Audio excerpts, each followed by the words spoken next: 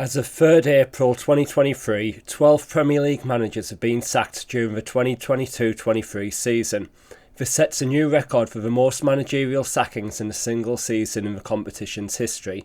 The previous record was 10 sackings, which was first set in the 2008-2009 and matched in the 2013-14, 17-18 and 21-22 seasons.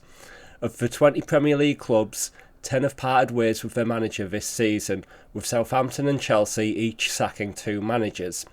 With between 9 and 11 games remaining, this record could be extended.